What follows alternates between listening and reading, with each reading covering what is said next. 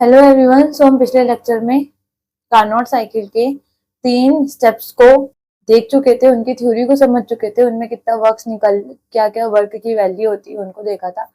जिनमें कि स्टेप 1 जो कि आइसोथर्मल एक्सपेंशन होता है उसमें वर्क निगेटिव होगा, क्योंकि वहां पे मैंने ये चीज आपको पिछले लेक्चर में बताई थी, क्योंकि वहां पे work by the system on the surrounding हो रहा है। ठीक है, यहाँ पे हमने हीट जो यूज हुई है उसकी वैल्यू Q2 रखी और उसकी वैल्यू निकली RT2 ln V2 upon V1। ठीक है, स्टेप 2 में नेगेटिव वर्क हुआ, एडियाबैटिक एक्सपेंशन हुआ, तो उसमें हमारी वैल्यू क्या हो गई, C minus CV T2 minus T1, और स्टेप 3 में हमारी ये वैल्यू निकली थी। अब हमें स्टेप 4 पढ़ना है। स्टेप 4 हमारा है adiabatic compression.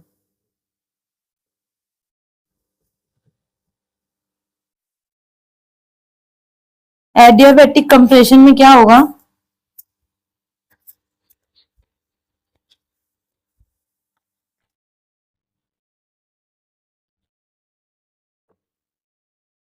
now the cylinder is placed on the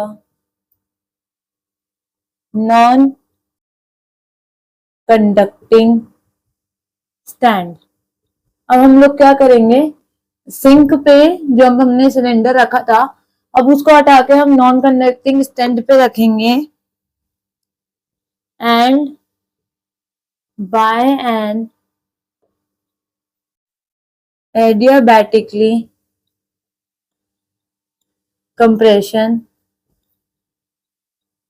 क्योंकि यहाँ पे एडियाबैटिक कंप्रेशन हो रहा है, gas is restored to its original volume V1 and pressure P1। अब क्या होगा कि जब सिलेंडर को हम वापस वहां नॉन कंडक्टिंग स्टैंड पे रख देंगे तब तो एडियाबैटिक कंप्रेशन की वजह से क्या होगा कि वॉल्यूम वापस V1 पे आ जाएगा, प्रेशर P1 पे वापस गैस का वॉल्यूम आ जाएगा। ठीक है, तो इन दिस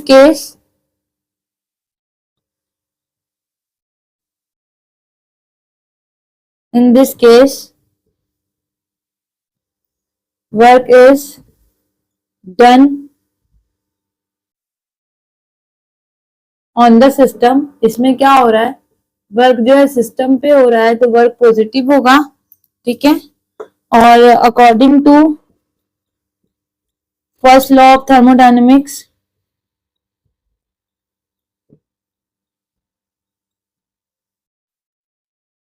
इक्वेशन हमें मालूम है, delta U is equal to Q plus W। ठीक है, फॉर एडियाबैटिकली की क्या हो जाता है, एडियाबैटिक के लिए Q is equal to 0 for adiabatic process. Q मतलब हीट 0 हो जाती है, ये चीज समझाई गई थी कि एडियाबैटिक प्रोसेस में ना ही हीट बाहर जाती है ना ही हीट अंदर आती है। तो for adiabatic process Q is equal to 0, तो ये इक्वेशन क्या हो जाएगा, W के बराबर हो जाएगा। ठीक है, और U को हम क्या लिख सकते हैं, CV T2 माइनस T1। ठीक है, डेल्टा T फिर बाद में लिखेंगे CV T2 minus T1। Let W4 be the work done. W4 को हम लोग वर्क डन मानते हैं इन दिस स्टेप, इस स्टेप में। ठीक है, तो अब हम W4 क्या हो जाएगा इस हिसाब से, CV T2 माइनस T1। इन इक्वेशंस को नंबर देते हैं, इक्वेशन 1 2 3, और इसको बोल देते हैं इक्वेशन 4। अभी ये हमारे सब काम आएगा।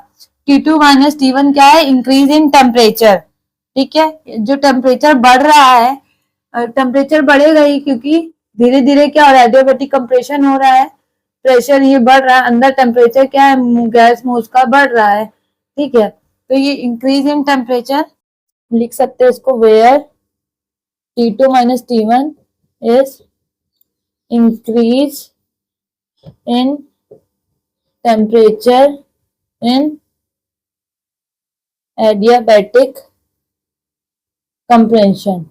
एडियाबेटिक कंप्रेशन में जो टेम्परेचर इंक्रीज हुआ है वो T2 माइनस T1 शो कर रहा है। अब इस स्टेप में हम वैल्यू निकालेंगे net heat absorbed by the ideal gas. Ideal gas ने नेट हीट कितनी यूज की है, तो क्या हो जाएगी value, Q is equal to Q2 plus, क्योंकि Q1 की वैल्यू निगेटिव में है तो माइनस Q1 अलग लिखेंगे।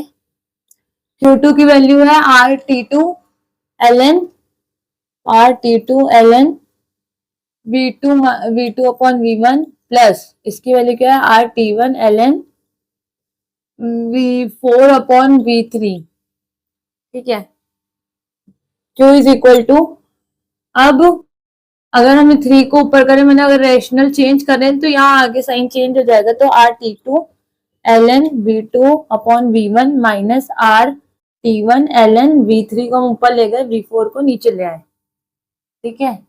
इसको हम इक्वेशन नंबर क्या दे दें, फिफ्थ। इसे इक्वेशन नंबर हमने दे दिया फिफ्थ।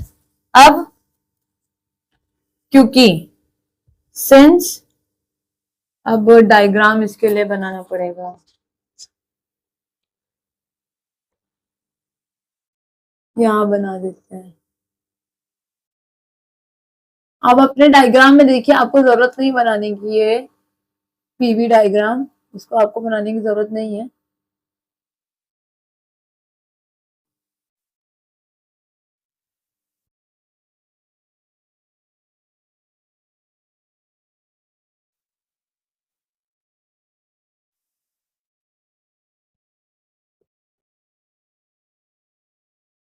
ठीक है, यहाँ मालूम है, यहाँ आइसोथर्मल कंप्रेशन हो रहा था, सॉरी आइसोथर्मल एक्सपेंशन हो रहा था, यहाँ पे एडियाबैटिक एक्सपेंशन है, यहाँ पे आइसोथर्मल कंप्रेशन है, यहाँ पे एडियाबैटिक कंप्रेशन है, ठीक है। तो हमें ये मालूम है कि एडियाबैटिक कंप्रेशन कहाँ हो रहा है, ए और डी में हो रहा है। सिंस लिख सकते हैं, सिंस कर्व, कौन सा curve, since curve AD shows adiabatic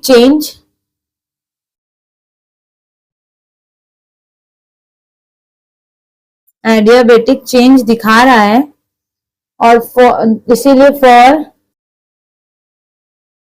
adiabatic change के लिए क्या होता है, टी वी की power gamma minus one constant होता है, ठीक है।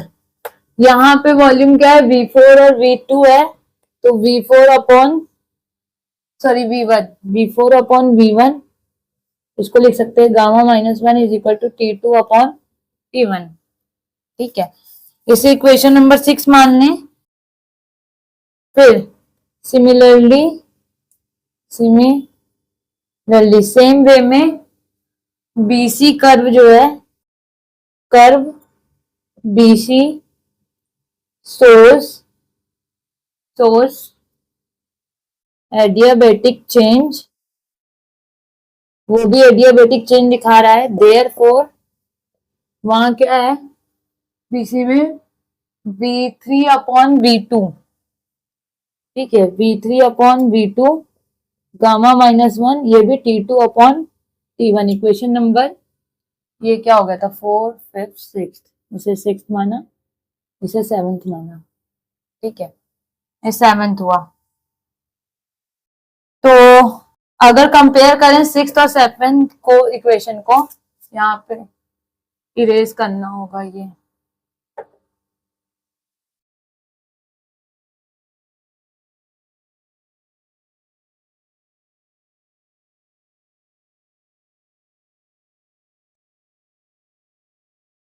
W4 की वैल्यू लिख लेना, ये काम आएगी अभी। यहाँ लिख लो अभी W4 इज इक्वल टू, यहाँ पे तुम्हारे फोर्थ स्टेप के वर्क की वैल्यू आ चुकी है, ठीक है। यहाँ पे फर्स्ट स्टेप पे वर्क की हम आगे प्रोसीड कर रहे हैं। जो हमने बात कही थी कि जो जितना हमें क्यू मिलेगा, यानी हीट मिलेगी, उतना टोटल वर्क निकलेगा। हम यहाँ इसकी बात कर रहे हैं आगे। यहाँ पे आपके फोर्थ स्टेप का वर्क आ चुका है, ठीक है, एडियाबेटिक वाला। तो इसका वर्क हम लिख सकते हैं CV T2 माइनस T1, ठीक है। अब हमने सिक्स्थ और सेवेंथ इक्वेशन को कंपेयर किया, कंपेयर इक्वेशन सिक्स और सेवन, सेवन और सिक्स को कंपेयर करेंगे तो यहाँ पे T2 अपॉन T1 और T2 अपॉन T1 बराबर है, तो ये साइड भी बराबर हो जाएगी, LHS साइड। तो ये हो जाएगा V4 upon V1 gamma minus, इसको यहाँ लिखते हैं V4 upon V1 gamma minus 1 is equal to V3 upon V2 gamma minus 1, power same है, नीचे का बेस सेम होगा। V4 upon V1 is equal to V3 upon V2। इसको 2 को उधर ले जाते हैं और 4 को नीचे कर दें अगर, तो V2 अपॉन V1 इधर शो कर सकते हैं, V2 upon V1 is equal to V3 upon V4, ठीक है। मतलब V3 upon V2 upon V1 बराबर हो सकता है V3 अपॉन V4 के। तब फिर इक्वेशन नंबर अगर इस पे जाए अपने फिफ्थ इक्वेशन पे, इक्वेशन नंबर फिफ्थ पे, तो V2 upon V3 upon V3 upon V4 की जगह पे हम V2 अपॉन V1 रख सकते हैं, ठीक है। फिर ये करते हैं, तो फ्रॉम इक्वेशन फिफ्थ में हमने क्या किया, Q की वैल्यू को RT2 ln V2 upon V1 minus RT1 ln, और V3 अपॉन V4 की जगह पे, यहाँ पे V3 अपॉन V4 की जगह पे क्या कर देंगे, V2 अपॉन V1, ठीक है। इसके बाद कॉमन ले लिया R ln V2 upon V1 common लिया, अंदर क्या बच रहा है T2 माइनस T1, ठीक है। ये आपका सेवेंथ और इसको एट्थ मान लिया, ये आपकी एट्थ इक्वेशन आ गई, ठीक। इसमें आपको net work done by the gas मिल चुका है, नहीं, net heat absorb by the gas मिल चुकी है। नेट वर्क डन, पूरा वर्क क्या हुआ, ठीक है, net work done by the gas, net work done पूरा गैस ने क्या वर्क किया उसको निकालेंगे। Net work done by the gas, gas ने नेट वर्क डन क्या दिया है, आइडियल गैस, क्या हो जाएगा, सारे ऐड हो जाएंगे। W is equal to W1, तो ये माइनस में minus W1 plus minus W2 plus W3 plus W4, ठीक है। W1 की वैल्यू माइनस W1 की वैल्यू RT2 लिखेंगे, RT2 ln V2 upon V1 plus इसकी वैल्यू प्लस नहीं, ठीक है, plus minus CV T2 V T2 minus T1 इसकी value plus R T1 ln V4 upon V3, ठीक है, और plus CV T2 minus T1, यहाँ पे minus CV T2 plus minus minus हो जाएगा, तो हम यहाँ माइनस लगा देंगे। ये और ये वैल्यू सेम है, ये कैंसिल आउट हो गई, ठीक। फिर इसको हम क्या करें, V3 ऊपर कर दे, V4 नीचे कर दें, ऐसे कि RT2 ln V2 upon V1 minus RT1 ln, हमने माइनस क्यों किया इसमें, क्योंकि हमने V3 ऊपर कर दिया, V4 नीचे कर दिया, लॉग की प्रॉपर्टी है, ठीक है। अब हम क्या कर सकते हैं, V3 अपॉन V4 की जगह पे V2 अपॉन V1 रख सकते हैं, हमने यहाँ ऊपर निकाला है, तो हम वही करेंगे। ln V2 upon V1 is minus RT1 ln V3 upon V4 की जगह पे V2 अपॉन V1।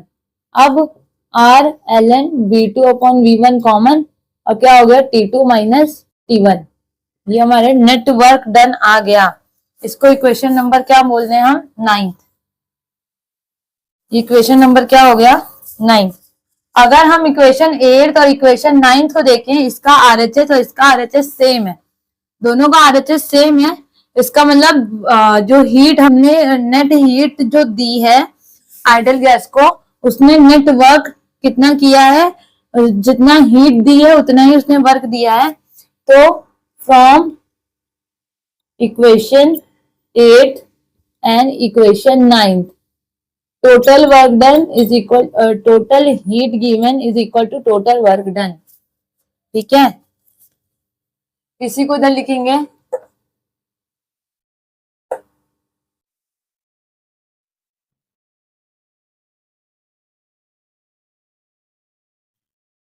ये आपका मेन है, यही थी, यही साइक्लिक प्रोसेस है। जितना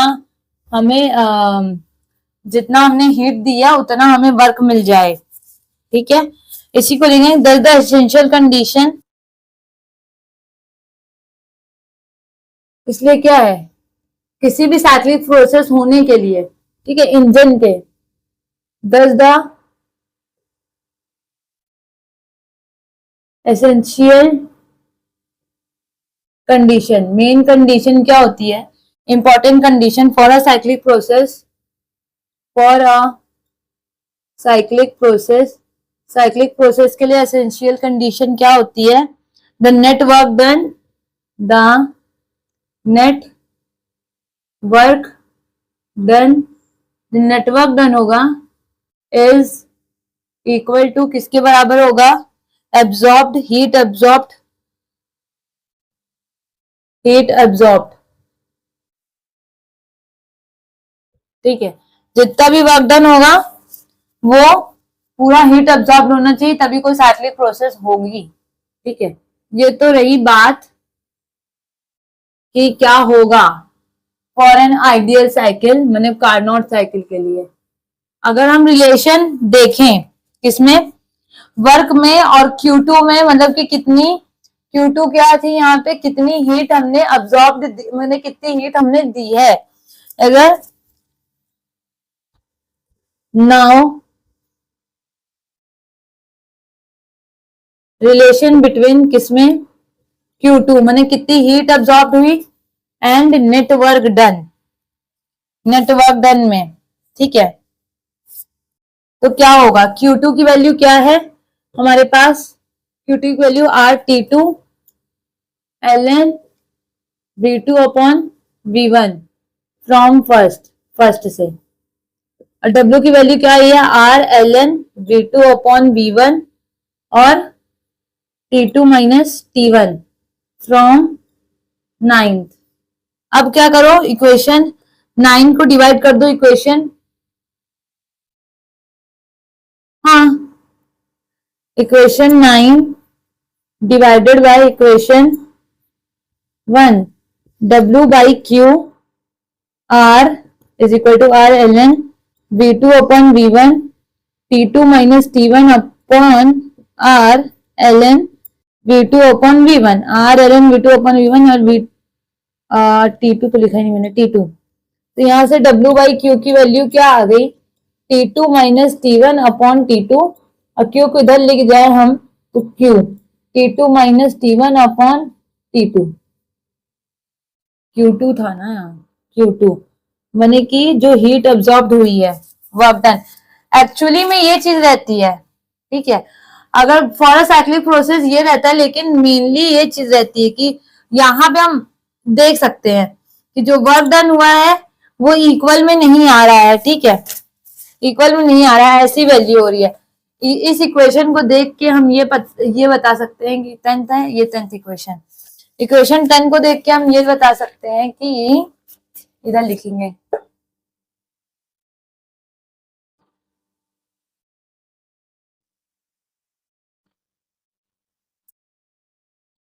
हमें फ्रॉम इक्वेशन 10 से क्या पता चल रहा है, फ्रॉम इक्वेशन 10 से क्या पता चल रहा है कि Q2 minus T2 minus T1 upon T2 जो क्वांटिटी है हमेशा लेस देन 1 होगी। ये जो है हमेशा लेस देन 1 क्यों होगी, क्योंकि Q2 हीट अब्सॉर्ब्ड है। ठीक है, किसी वैल्यू को आप माइनस करेंगे, डिवाइड किसी बड़ी वैल्यू से करेंगे तो हमेशा लेस देन 1 ही आनी है। ठीक है, इट फॉलोज ये क्या बताता है, क्या इट फॉलोज ये क्या बताता है कि जो W होगा वो हमेशा लेस देन क्या होगा, Q2। W क्या होगा, हमेशा लेस देन Q2 होगा। जो वर्क डन होगा वो हीट एब्जॉर्ब से कुछ ना कुछ कम होगा, मतलब that is work is less than the heat absorbed, मतलब जितनी हीट एब्जॉर्ब्ड हुई है, ठीक है, जितनी हीट एब्जॉर्ब्ड हुई है उससे कम वर्क हुआ है, थोड़ा बहुत कम वर्क हुआ है। इसका मतलब क्या निकलता है, this mean that only a part of it absorbed by the system, part of it absorbed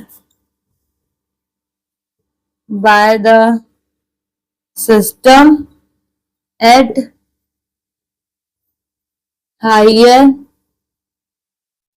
temperature is converted, higher temperature T2 is converted into work.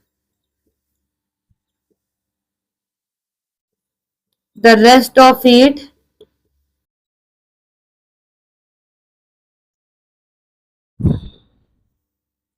Q1 is given out of the system to the surrounding.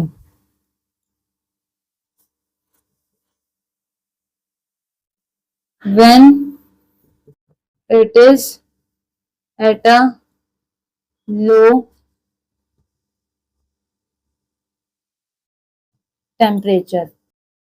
ठीक है, इसका क्या है, ये follow करते हैं कि जो वर्क जो है लेस है हीट अब्सॉर्ब से। Q2 क्या था, हमारी जो हीट हम दे रहे थे, जो गैस अब्सॉर्ब कर रही थी वो था, तो Q2 जो वर्क है हमारा वो क्या है, हीट अब्सॉर्ब से कम है।